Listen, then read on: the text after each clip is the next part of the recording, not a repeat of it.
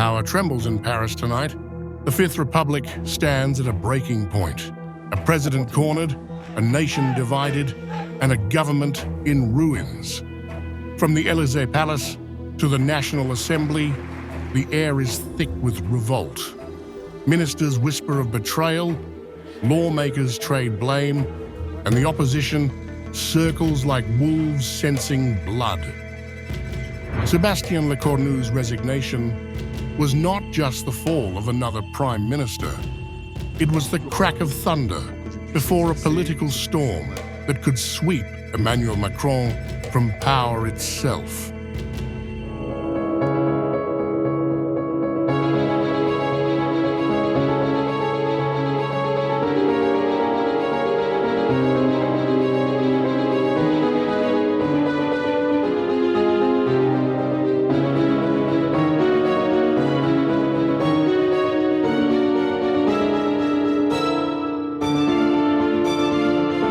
France has plunged once again into political chaos. Prime Minister Sébastien Lecornu, Emmanuel Macron's latest bet to stabilize a collapsing government, has resigned. Less than a month in office, and just 24 hours after announcing his cabinet, Lecornu quit, leaving the French presidency in its gravest crisis yet. Macron's government is out of allies, out of majority, and out of time. Even his inner circle admits privately the Republic is drifting without direction. And the one person ready to deliver the final blow, Marine Le Pen. Macron's arch-rival and three-time presidential contender addressed the nation in a fiery speech that sounded less like opposition and more like a eulogy for the Macron era. My dear compatriots, Sébastien Lecornu has resigned. Emmanuel Macron's ephemeral prime minister has ended up demonstrating that no alternative majority could get out of the current National Assembly. Emmanuel Macron, who refuses a little too often to admit the evidences, thinks that he can engage with the institutions and maintain the illusion of a government outside of any parliamentary or popular majority. This is a dead end. Le Pen declared France to be in institutional paralysis, accusing Macron of governing through illusion. Her words hit like a political verdict. The president has lost both legitimacy and authority. She went further, spelling out what she called the only two choices left to him: resignation or dissolution. At this time, the head of state has two possible paths, either resignation or dissolution. Resignation, dissolution. Resignation is about the conscience of a man, about his sense of the state and nothing else.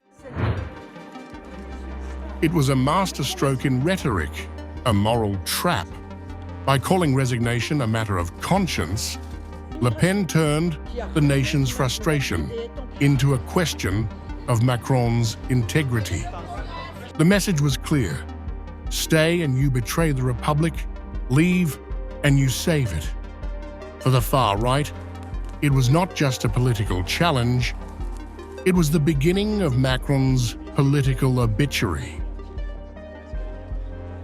Soon after, outside the National Assembly, Le Pen's lieutenants amplified her message.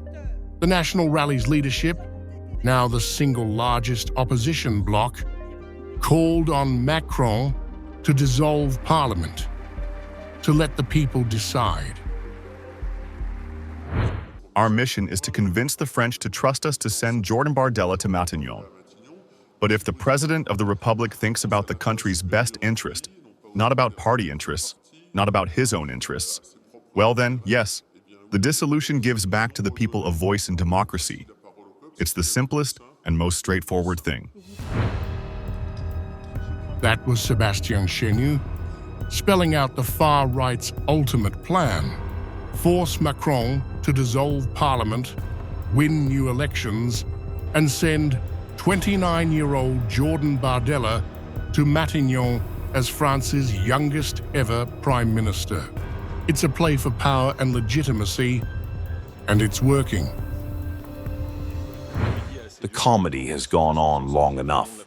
Now everyone understands the only way out is a return to the polls, so that the situation could finally be clarified and there would be a majority in the National Assembly.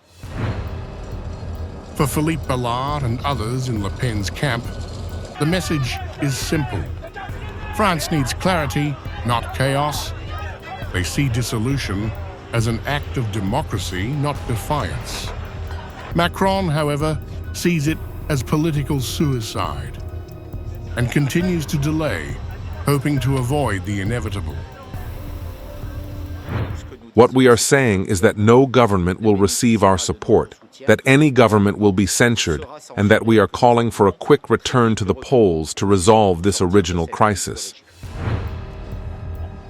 Even Macron's centrist allies have now abandoned ship. Eric Ciotti's UDR party, once allied with Macron's coalition, now stands firmly behind Le Pen. That means every new government Macron appoints will be censured, guaranteed. The presidency is cornered, and the assembly is frozen. Sébastien Lecornu is either Prime Minister or he is not Prime Minister, and in that case, we need another Prime Minister. There are no people tasked with finding platforms of stability or whatever. None of that exists. It's just a way to buy time and regain control for Emmanuel Macron, who once again is solely responsible for the crisis we are in. So, we need to face the consequences. We need to draw the consequences of this crisis, and finally, he should respect the vote that took place following his own dissolution and stop this kind of psychodrama, this melodrama of democracy that completely devalues it. Even Macron's ideological opponents on the left are done playing the waiting game. Sandrine Rousseau from the Ecologist Party blasted the president for staging what she called a melodrama of democracy. The left and the far right, rarely aligned, now speak with one voice. Macron must face the people. I say that the logical solution, the solution respectful of democracy for the President of the Republic, is to appoint the left and call on the left to govern and to accept a true cohabitation. For Benjamin Lucas, the solution is simple. Cohabitation. For Macron, it's a nightmare. It would mean remaining president in name, but surrendering power in practice, forced to watch his rivals govern from Matignon. Either way, Macron's authority is collapsing faster than his options. And Marine Le Pen's final words were unmistakable, a warning wrapped in patriotism. If the respect of the sovereign people wins, we will go to the elections, and we will respect the verdict of the ballot, with the hope of giving France a budget of redressment and justice, with the hope to accelerate the alternation, only conditioned to the Renaissance of France. 8 years after rising to power as the face of a new France, Emmanuel Macron now faces his own reckoning. His prime minister is gone, his parliament is paralyzed, and his arch-nemesis, Marine Le Pen, has positioned herself as the guardian of the republic he once claimed to reform. As one French paper put it this morning, another prime minister falls, and now Macron stands alone. The countdown has begun. Resignation or dissolution. Either way, the Macron era is ending, written, signed, and sealed by his greatest rival, Marine Le Pen.